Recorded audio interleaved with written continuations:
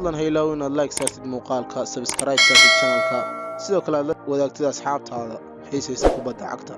Assalaamu calaykum waraxmatullaahi tacaala wabarakaatuh. Kusoo dhawaada muuqaal cusub oo aynu kaga hadlayno kulamadii xalay la ciyaaray ee Champions League iyo weliba kuwa caawa loo balansan yahay. Habeenkii xalay ahayd ayaa waxa dhacay laba ciyaarood oo ka tirsan koobka horyaalka kooxaha Yurub. Labadan ciyaarood ayaa kala ahaa kooxda Leipzig ee reer Jarmal ayaa soo dhaweysay kooxda reer Ingiriis ee Tottenham. Lugtii hore ee ka dhacday magaalada London ee dhex martay labadan kooxood ayaa ku soo dhamaatay hal gool iyo waxba oo ay ku adkaatay kooxda reer Jarmal. Balse Mourinho isagoo la daala dhacay dhaawacyo tiro ah ayaa muujinayay kalsooni ah inuu ka soo laaban karo, balse ciyaartii xalay ayaa u muuqatay mid hal dhinac ah kadib markii kooxda reer Jarmal ay 3 gool iyo waxba ku dardartay kooxda Spurs. Dhanka kale ciyaarta kale ee dhacaysay ayaa ahayd kooxaha Valencia iyo Atalanta, taasoo u muuqatay in hore lagu soo kala baxay lugtii hore markii kooxda Atalanta ay 4 gool iyo hal ku badisay lugtii hore ee ciyaartan oo ka dhacaysay wadanka Talyaaniga.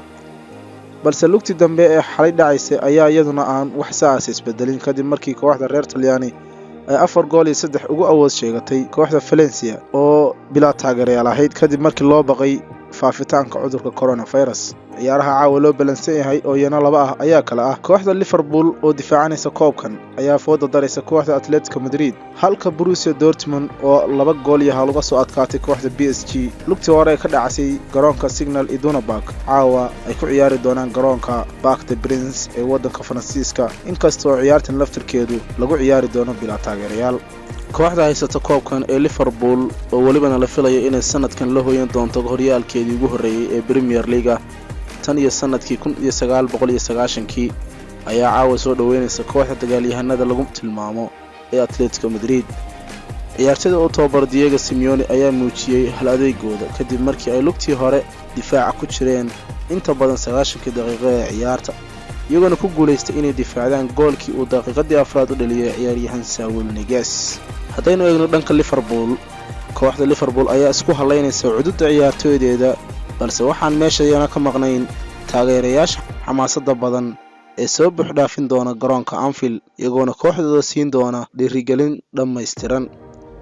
Captain Henderson ayaa isagoo ku soo laabtay tababarka kooxda isagoona mari doona tijaabo kama dambaysa si loo ogaado inuu ciyaari karo iyo in kale, balse goolhaya Alisson ayaa isagu seegi doona kulankan sababo dhaawaca awgood. dhanka kale ciyaaryahan Andy Robertson ayaa la nasiiyay kulankii Bournemouth ee Sabtidii la soo dhaafay, balse waxaa la filayaa inuu taan u noqon doono kulanka caawa aadka loo sugayo ee kooxda Atletico Madrid.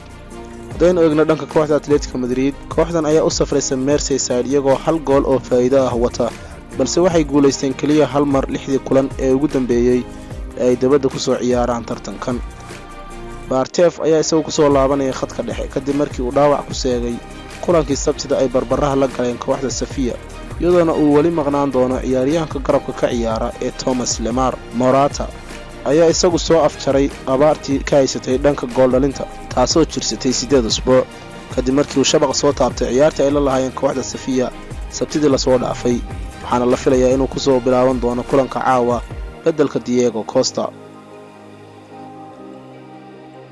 haddaynu eegno line-upka ama shaxda ay ku soo bilaaban karaan kooxahani ee saadaasha ah, kooxda Liverpool ayaa la filayaa inay ku bilaaban doonto shaxdii lagu aqoon jiray ee 4-3-3, iyadoo uu boortaha u geli doono ciyaaryahan Adrian, difaacana ay ka ciyaari doonaan Alexander-Arnold, Joe Gomez, Van Dijk iyo Robertson. khadka dhexena ay hayn doonaan ciyaaryahan Henderson, Fabinho iyo Wijnaldum, halka khadka horena ay ka ciyaari doonaan Salah, Firmino iyo Mane. Atletico ayaa yana la saadaalin doona inay ku soo gali doonto shax ah 4-4-1-1, iyadoona boortaha ka ciyaari doono Oblak, difaacana ay ka ciyaari doonaan Trippier, Philippi, Savic iyo Renan Lodi, halka khadka dhexena ay isla hayn doonaan Koke, Partey, Llorente iyo Saúl, halka Correa uu isna caawin doono Morata oo afka hore ka ciyaari doona. labada kooxood ee Paris Saint-Germain iyo Borussia Dortmund ayaa yana caawa kulmi doona kulankoodii labaad ee wareegga 16 kadib markii kulankii hore ku soo dhamaaday guul ay gaadhay kooxda Borussia Dortmund. Erling Braut Haaland ayaa goolashiisa horyaalka kooxaha Yurub ka dhigay 10 kadib markii uu 2 gool ka dhaliyay kooxda PSG, balse Neymar ayaa gool away ah u soo dhaliyay kooxdiisa Paris, kaasoo u noqon kara mid aad u muhiim ah haddii ay noqoto in lagu kala baxo goolasha awayga lagu kala dhaliyay. haddii aynu eegno waxay labada tababare ka yidhaahdeen kulankan aadka loo sugayo. tababaraha kooxda PSG Thomas Tuchel ayaa warbaahinta u sheegay natiijadu waa 2-1 waxaanu haysanaa fursad kale. waa half time-kii labada kulan. Thiago Silva ayaa isagu aad u doonaya inuu la ciyaaro kooxda Dortmund.